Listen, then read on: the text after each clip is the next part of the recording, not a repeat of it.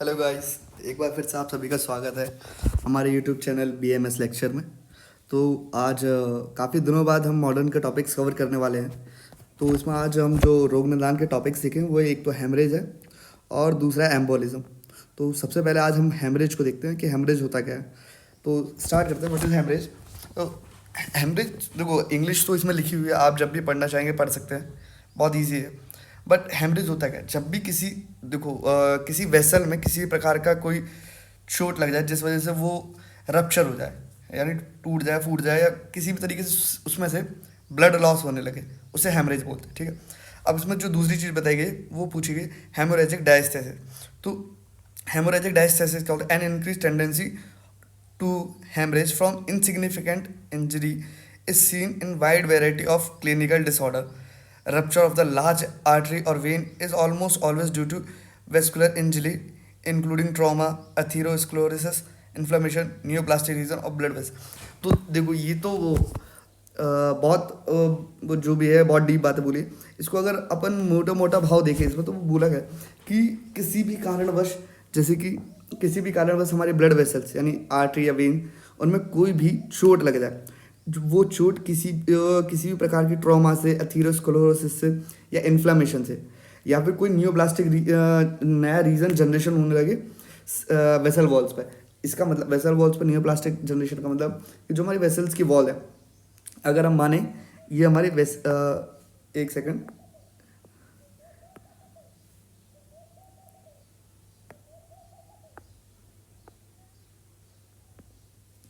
अगर हम माने ये हमारी वेसल्स की वॉल है, ठीक है, और इन वॉल्स में किसी भी प्रकार की यहाँ से नई ग्रोथ होना चालू हो जैसे वेसल वॉल्स में, तो इस वजह से भी इसके रप्चर होने के चांसेस बढ़ जाते हैं।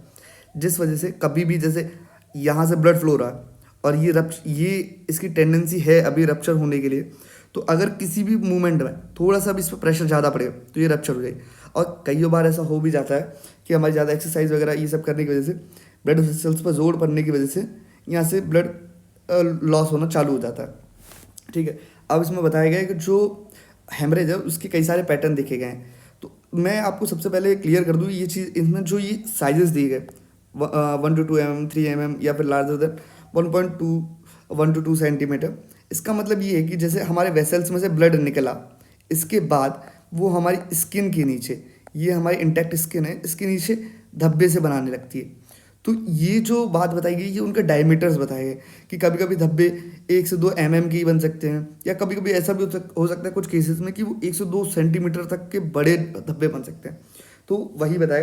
तो अब जैसे सबसे पहले हम बात करें हेमेटोमा, अगर हुआ हेमरेज की वजह से हेमेटोमा होगा, तो इसमें क्या, accumulation of blood with in the tissues, यानी टिश्यू के बीच में ब्लड्स का एक्यूमुलेशन होना चालू हो जाएगा।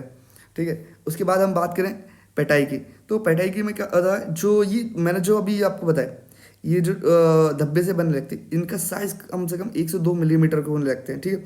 और ये with in the skin, Vineeth the skin होता है, यानी जस्ट स्किन के नीचे। इसके बाद अपन तीसरा देखें तो वह परप्यूरा, इसमें जो सेम इन धब्बों का साइज है वो 3 mm तक चला जाता है। ठीक है। और लास्ट वाला है एकाइमोसिस, इनका जो साइज है ये सबसे लार्जेस्ट है, लार्जेस्ट कि लार्ज 1 से 2 सेंटीमीटर से ऊपर ही रहता है मोस्टली। ठीक है। तो ये काफ़ी बड़ा साइज होता है, 1 सेंटीमीटर 2 सेंटीमीटर काफ़ी बड़ा ऑलमोस्ट साइज हो जाता है। ठीक है। और ये सब क्यूटेनियस होता है, यानी जस्ट बिलो द स्किन। ठीक है। और ये ज़्यादातर है ट्रोमा के बाद देखने को मिलते हैं, चोट के बाद देखने को मिलते हैं। ठीक है। ये तो अपना यहाँ ये कंप्लीट हुआ। ठीक। इसके बाद आप अगला हम देखें तो वो है एम्बोलिज्म। एम्बोलिज्म क्या होता है? हम एम्बोलिज्म की बात करें तो एम्बोलिज्म इज डिफाइंड एज, एक सेकंड दोस्तों, हाँ, embolism is defined, an embolism is defined as movement of a detached intravascular solid liquid or gases must by the blood to a side distance from its origin. यानी कोई भी sales, जो मान के चलो उस वेसल में कोई चीज़, ये मान के चलो ये वेसल है, इसमें कोई चीज़ जा रही है, अभी वो चीज़ मायने नहीं रखती क्या जा रहा है, लेकिन अगर इसमें से कोई चीज़ फ्लो कर रही है और उसका गलती से यहाँ से, अगर वो इस जगह की ओरिजिन, उसकी ओरिजिन यहाँ की है, वो यहाँ से डिटैच होकर किसी और जगह पर जाके रुक जाए। ठीक है। मान के चलो ये यहाँ से डिटैच होकर फ्लो होती होती इस वाली उसमें आ गई वेसल में, और इसका साइज इतना बड़ा है कि इसने इसको कर दिया ऑलमोस्ट ब्लॉक, ठीक है। तो अब इसके आगे क्या, more than 95% of emboli are thrombo emboli. Thrombo emboli बोलते हैं यानी जब ब्लड का थक्का यानी ये ब्लड निकलने लग गया, उसके बाद वो जमा एक जगह पे इकट्ठा होकर क्लॉट बन गया और वो एक एम्बोली की फॉर्म में आके दूसरी जगह को ऑब्स्ट्रक्ट करने लगता है, ठीक है। फिर इसके बाद क्या, the potential consequences of thrombo embolic event is the ischaemic necrosis which is known as infection. इसका मतलब ये है कि मान जैसा हम लोगों को पता है हार्ट की बात करें तो ये एम्बोली गई, हमें पता जो कार्डियक वेसल्स है वो बहुत छोटी होती है, नॉर्मल वेसल्स के कंपैरिजन में ये बहुत नैरो होती है और बहुत इजीली इनको ऑब्स्ट्रक्ट कर सकती है।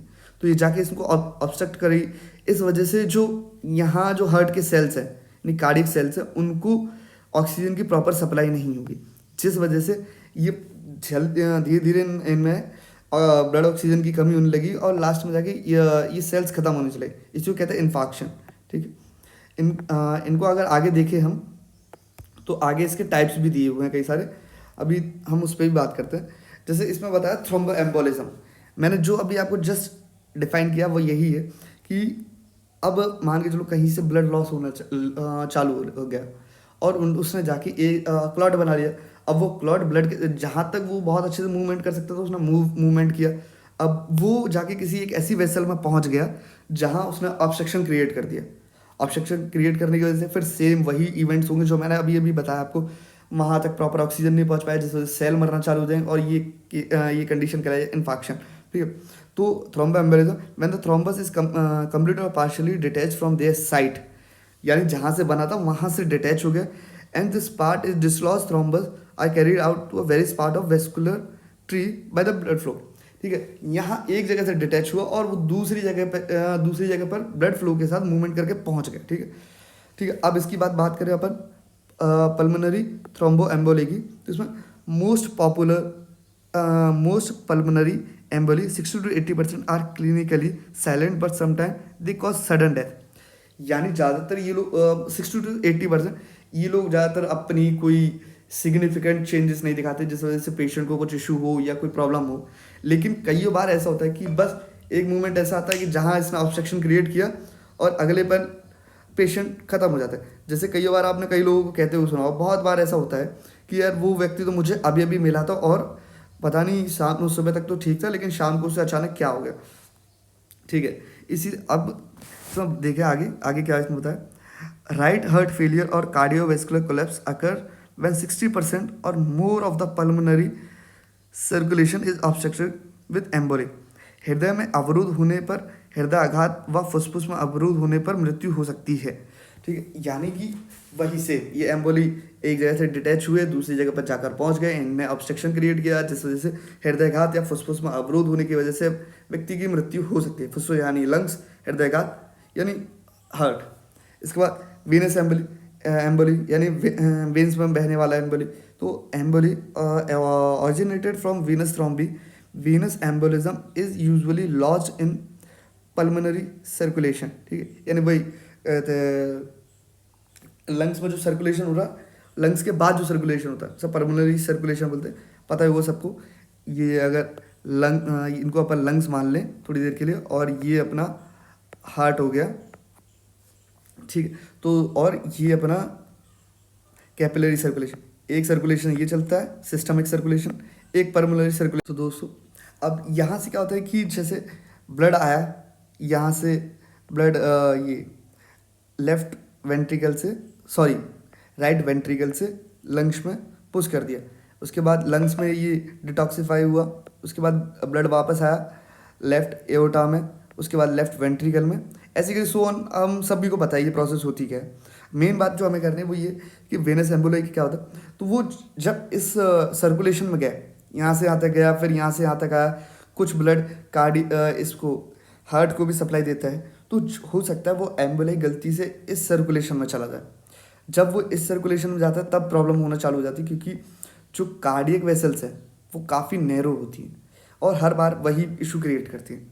इसके आगे हम देखते हैं अगली सिस्टमिक थ्रोम्बो एम्बोलिज्म, यानी अब किसी सिस्टम में, यानी जैसे जीआईटी हमारा हो गया ठीक है, पल्मोनरी सिस्टम हो गया, ऐसे करके जो भी जितने भी सिस्टम है उन सब की बात करें तो मोस्ट सिस्टम में emboli arises from cardiac mural thrombi, ठीक, ड्यू टू मायोकार्डियल इन्फार्क्शन